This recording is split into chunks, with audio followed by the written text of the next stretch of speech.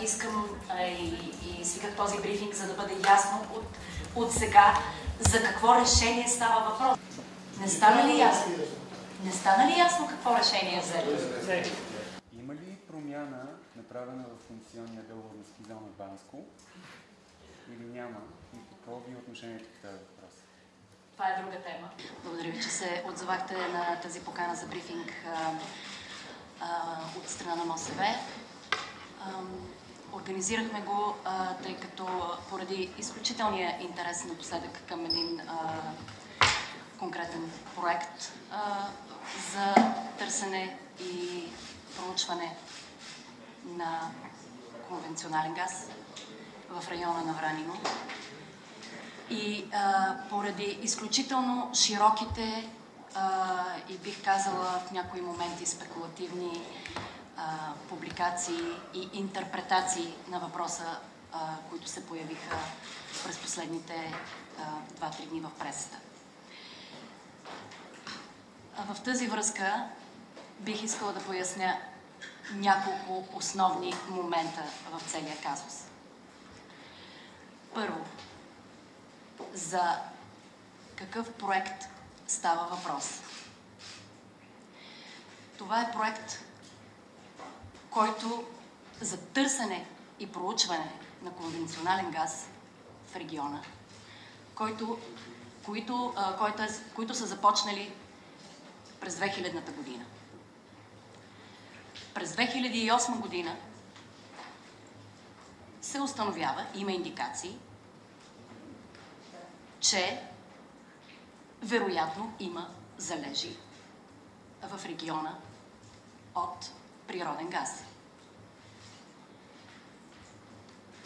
Дай Боже, бих казала, от гледна точка на български граждани, да има залежи и да открием газ. Един ден може би и да го добиваме, защото, пак повтарям, става въпрос за търсене и проучване, не за добив в момента по отношение на този проект.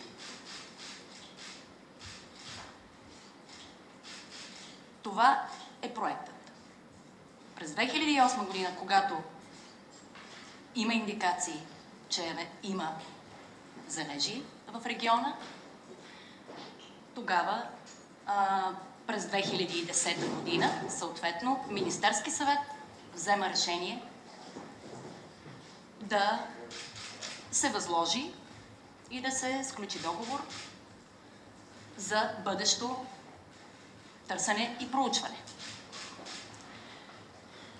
Този договор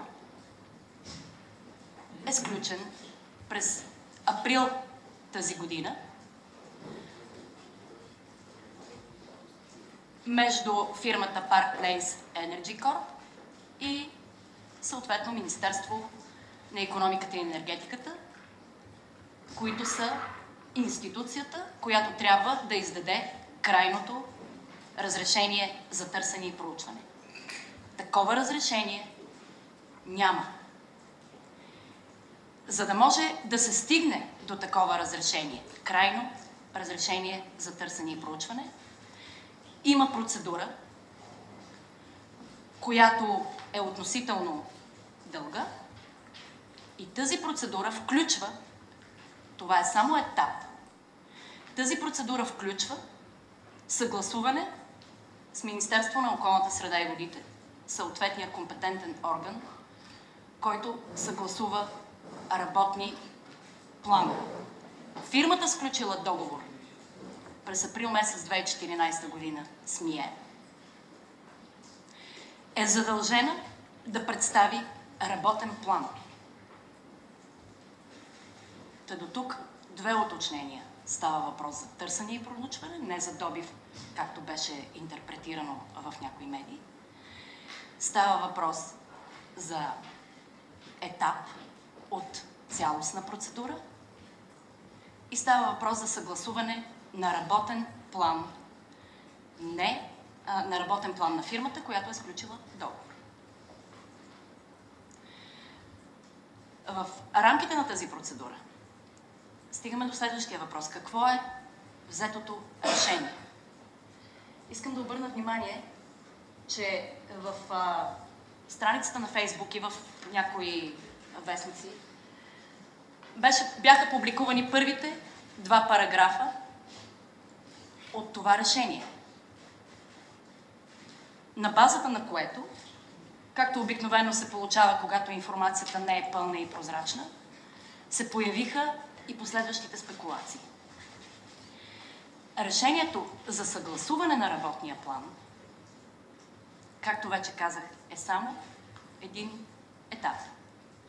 С него се поставят условията, при които работата да продължи. Смея да твърдя, че това са ограничителни условия, поставени от МОСВ с това решение, за да може въобще процесът по окончателно одобряване на плана да върви напред. Защото аз съм напълно наясно с кризата на доверие, която години наред се създава по отношение на политическата класа в тази държава, но за това държа наистина нещата да са ясни. Това решение слага ограничителните рамки пред принципала, който трябва да одобри, това е МИЕТ след сключения договор, който трябва да одобри окончателния план, и условията, при които всяка следваща дейност трябва да продължат. И стигаме до третия елемент на погрешна или неясна интерпретация, която се появи. Това са условията. Поради факта, че не е публикувано цялото решение, а то беше публикувано на страницата на МОСВ в деня, в който беше подписано, доведе до грешната интерпретация, че няма условия.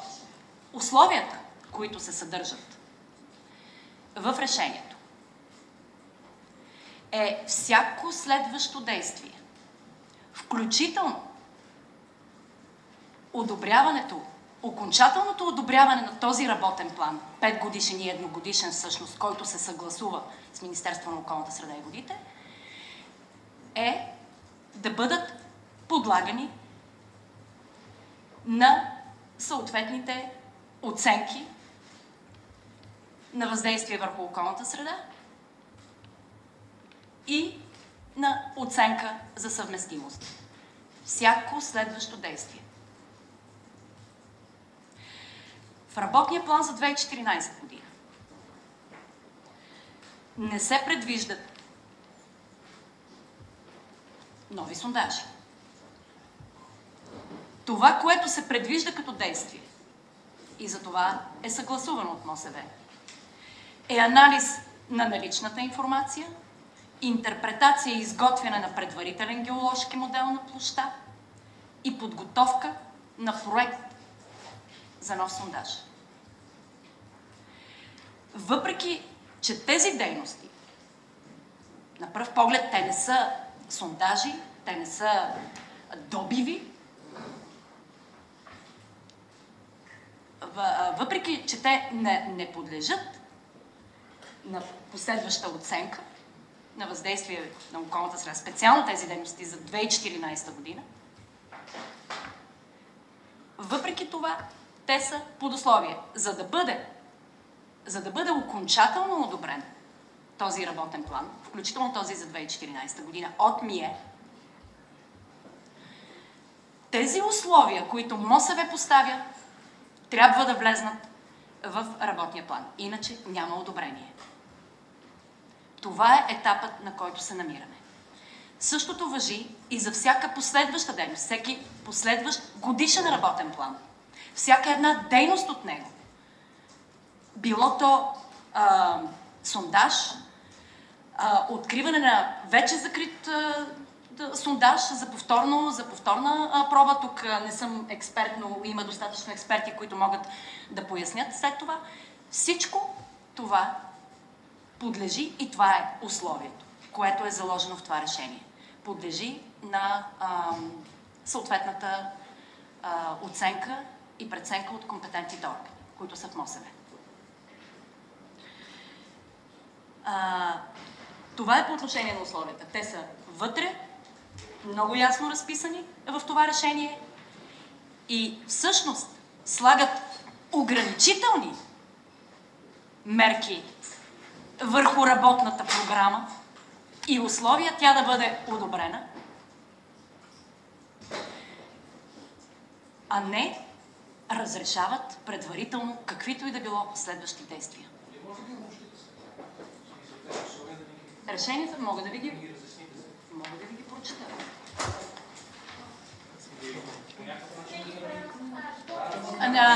Може да публикуваме и допълнителна информация след това, но...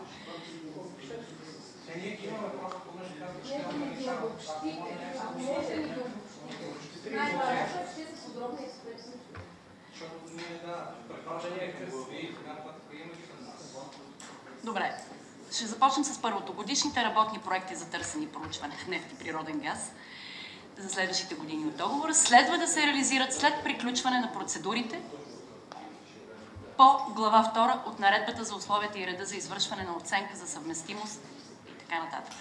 Това е наредбата, която регламентира оценката за съвместимост с зоните Натура 2000.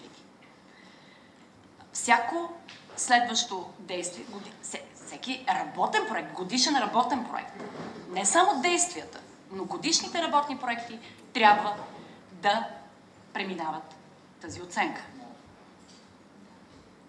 Ако нещо можете да ме допълните, колеги, мога да дам. След изготвяне на проект за нов сондаж, защото има заложено такова нещо в работната програма, но първо всяка годишна работна програма трябва да минава оценка за съвместимост. И след това по второто условие, след изготвяне на проект за нов сондаж, повторно отваряне на сондаж, това са вече действията, това не са работните планове за година, и тестване, предвидени като дейност в годишния работен проект за 2014 година. За същите следва да бъдат уведомени съответните компетентни органи по околна среда за необходимостта от провеждане на процедура по глава 6. Да, глава 6, членове, наистина това не е особено ясно, но това е нормативната уредба, която урежда оценката на въздействие върху околната среда. Тук трябва да отбележа, че България има един от най-рестриктивните закони по отношение на търсенето, проучването и добива на конвенционален и за шистовия газ имаме мораториум, но конвенционален, неконвенционален, без значение, той подлежи задължително на оценка на въздействието върху околната среда. Тоест, второто условие предполага, че ако има проект за сондаж, то той ще бъде подложен на оценка на въздействието върху околната среда.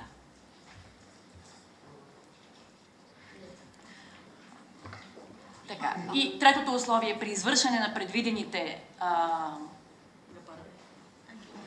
геолого-проучвателни, благодаря, работи в границите на защитена зона Калиакра и Било, защото е ясно, че попадат в защитена зона Калиакра и Било част от дейностите, да се спазват режимите на дейностите, установени с заповедите за обявяването им. Освен, че трябва да преминат оценка за съвместимост, ОВОС или оценка за въздействие върху околната среда. Ако има решение, пак казвам, ако има, защото това пак е процедура, това е нова процедура за всяка следваща дейност, тогава трябва да се спазват, ако има положително решение, там има забрани, там има в защитените зони, там има режими на ползване и те трябва да бъдат спазвани. Търсенето и проучването чрез какви методи ще се осъществяват? Конвенционално или неконвенционално? Вие казахте неконвенционално, в решението няма такова. Не се пише дали конвенционално, не е основното обяснение на ефективността е това. Самият проект е за търсене, работната програма е за търсене и проучване за наличието на нефт и природен газ. Това е самият проект. Значи в момента на етап работна програма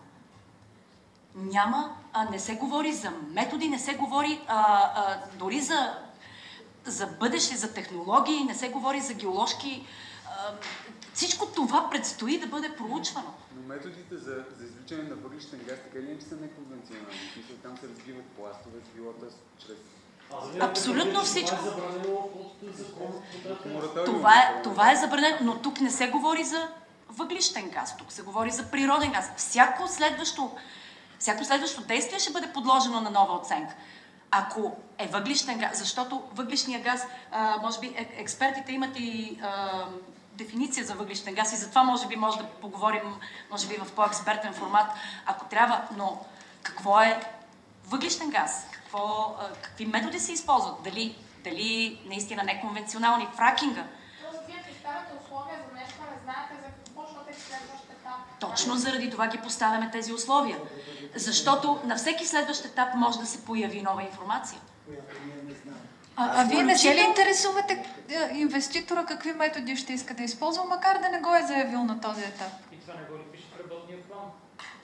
В работния план. Дори да не го пише като министър на околната среда, вас не ви ли интересува? Разбира се, че се интересуваме. Заради това именно поставяме тези условия, за да може от тук нататък, защото дори в началото, ако ти се каже при проект, който се отнася до търсене и проучване на конвенционален газ, това е проектът. Значи, ако изобщо не става въпрос за неконвенционални методи при конвенционалния газ. Така че това е естеството на проекта. Ако след това бъдем уведомени за нещо по-различно, трябва да реагираме. Ако идеята е за добив на въглищен газ, това означава ли, че в момента нарушавате мораториума, процедирайки този закон? Мораториум е за шистов газ, може би... Мораториума е за технология, за забрана, за тип технология. Трябва да направим следното уточнение. Мораториума е за забрана за начин на добив, тип технология, хидравлично разбиване. За технология за добиване. Технология за добиване. Да, така наречения шистов газ, който се добива от глинисто-битуминозни скали. Тук не става въпрос за търсене и проучване на такъв тип газ. Хората, които ще гледат или четат за това, което тук се случва днес, нищо няма да разберат. Да го обясним простичко. Еколозите, партия Зелените твърдят, че това нещо е опасно и ще отроби водите и почвите на тази част от Добруджа. Според вас, това вярно ли? Вие как го коментирате? Това ни отговорете, за да стане ясно. Не смятам да е вярно. Тази технология, ако разделим това от проекта, самата технология, ако такава бъде използвана, но тя няма да бъде използвана поради простата причина, че тя е забранена с мораториум от Народното събрание. Ако такава бъде използвана, тя наистина е опасна. Затова Народното събрание наложи мораториум и с подкрепата на МОСВ. Така че, с инициативата на МОСВ, ако трябва да съм точна. Така че, ако такава технология бъде използвана, да, тя ще бъде опасна. Смятам, че никой от нас като български гражданин не би позволил такова нещо, още по-малко ние като институция. Но на този етап проектът е за търсене и проучване, което се извършва от 2000-та година. За добив на нефтен газ. На нефт и природен газ. Никъде в проекта не е заявено нито за шистов газ. Значи, аз четох също публикациите, които коментират, че те са се регистрирали в борсата в Щатите тази фирма, като фирма за търсене и проучване на конвенционален и неконвенционален газ. Да, но проектът, който може би е така, не съм проверявала съответната им регистрация, но в проектът в България не е за шистов газ. А ако фирмата все пак уточни, че има предвид въглищен газ, ще им оттеглите ли разрешението, което им дадохте? Може би да уточним първо разликата между въглищен и шистов и нашата забрана и с експертите. Трябва да направим следното уточнение. Въглищният газ не е шистов газ.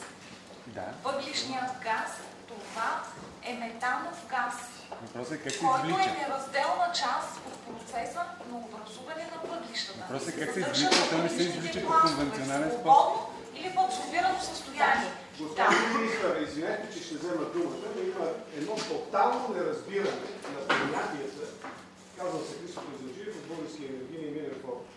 Господа, разрешението е за нефт и газ. Ако беше за въглища и газ, разрешението ще да бъде за търсене, проучване и добив на въглища, което е съвсем отделна група. Въглищния газ, така наречения синтетичен газ, синтгаз, не е метан, а е водород, въглероден окис и така нататък. Открийте интернет, терминологията и така нататък. Така че разрешението е само за търсене и проучване на нефт и газ. Втория момент. Мораториум е за забрана на фракинг като технология. Той не забранява проучванията за шистов газ, а както знаете, добива на шистов газ е много преди да почне да се прилага технологията фракинг при естествено напукани скали. Така че има основание да се счита, че добив на шистов газ оттам може да се реализира попътно с въглишния газ. Така че проучванията са конкретно и ясно точно записани за нефт и природен газ. Въглишния газ не е природен газ, той е вторичен продукт от утилизация на нискокачествени въглища. Затова не спекулирайте, особено еколозите, които създават едно напрежение в обществото. Благодаря ви за това уточнение. Само да реагирам. Да, само да реагирам на двете теми и веднага минаваме на следващия въпрос. Благодаря ви за това уточнение. Първо, по отношение на това, което се каза за вашия въпрос за това, като обяват дали ще бъде въглищен или не. Смятам, че беше ясна експертката каква е разликата, но тук говорим по-скоро за това, че те ще са длъжни да обявят каква е технологията. Това е, което ще се оценява. Именно каква ще е технологията на добив. Тя се оценява в рамките на оценката за въздействие върху околната среда и оценката за съвместимост. Всъщност тогава ще се появи възможността да го забраните, защото пак казвам, уточнението във връзка с вашето отношение, господин Казанджиев, че всъщност разрешение няма. Именно това е разковничето, че разрешение в момента няма за търсене и проучване. Те трябва да изминат този път и условията, които са поставени тук, в това решение трябва да се изпълнят. Последен въпрос. Въпрос по друга тема. друга тема. Не е ясно. Вие имате ли някаква информация в Тех Министерството? Това търсене и проучване по какъв метод ще става? И кога ще имате? И ако нямате такава информация, как има екологична оценка или означава, че няма такава? Пак уточнявам. Няма екологична оценка на търсенето и проучването. В момента има екологична оценка за съвместимост само на работния план. Работния план включва търсене и проучване, и сондажи, и събиране на данни, геоложки проучвания. Това е работен план. И тези всичките дейности, в рамките на които ще се уточнява каква е технологията, ще се уточнява точно каква дейност представлява. В рамките на тези дейности ще се правят нови оценки, всяка една от тях. На този етап, тъй като не е предмет на оценяване конкретната дейност или сондажа, а е предмет на оценяване само намеренията, работния план, заради това оценката не касае конкретната технология. Когато стигнем до там да оценяваме конкретната технология и особено в ситуацията, в която сме с мораториум, излишно е да казвам, че думата фракинг или всеки уважаващ себе си инвеститор ще бъде достатъчно добре запознат с нашето законодателство, за да не си и помисли. Моля? Кога ще оценява методологията? Когато бъде представено предложение за... Ние не сме на този етап за конкретна дейност. Ние не сме на този етап.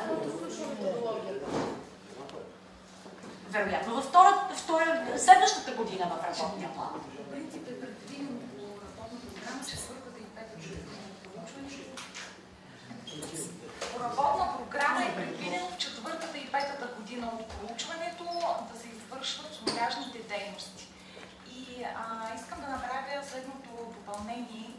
това, което каза министър Жекова. Търсенето и проучването е процес. Той включва няколко етапа. Докато не се извършат първите етапи и не се получат и анализират резултатите, не може да се пристъпи към следващ етап.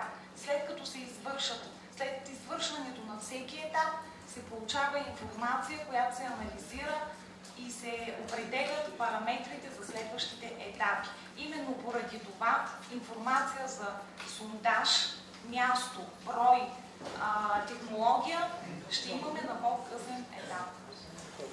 Благодаря. Още два въпроса, може. Има интерес сега, вашия интерес. Разбира се. Така или иначе, не се казва, че обжалват това Върховния административен съд, за да ви дадат шанс една седмица да преразгледате вашето становище, вашия подпис. Те имат пълно право, законово право да обжалват това решение. Аз за това искам и свиках този брифинг, за да бъде ясно от сега за какво решение става въпрос, защото дори и да отидеш в съда, трябва да знаеш какво обжалваш.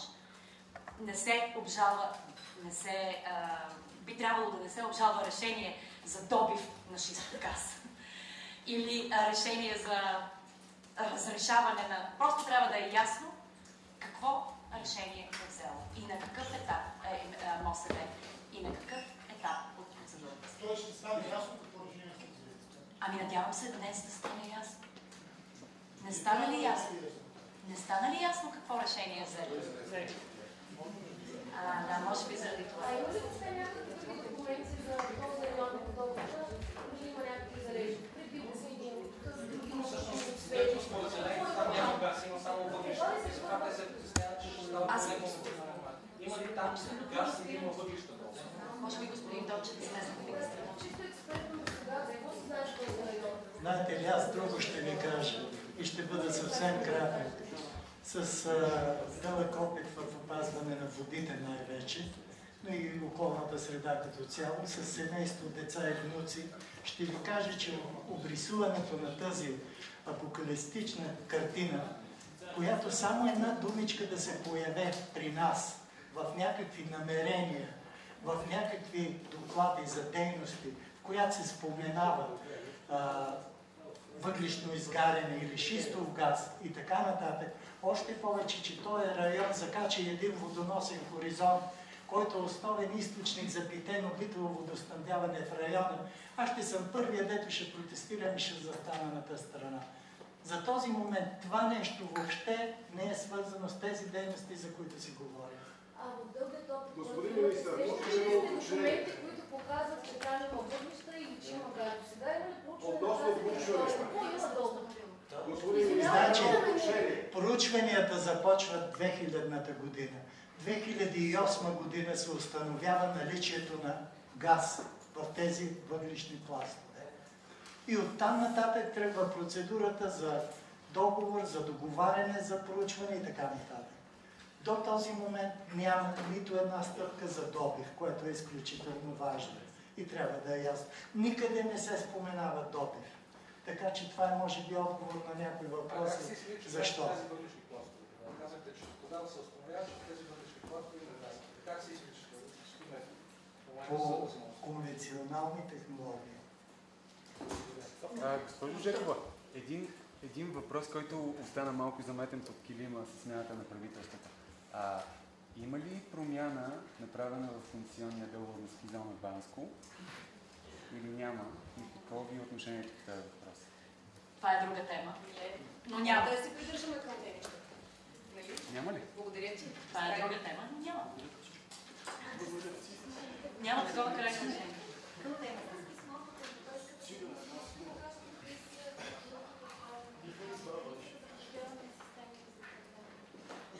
Това е друга тема. Че няма да повече въпроси по темата, така че благодаря. Те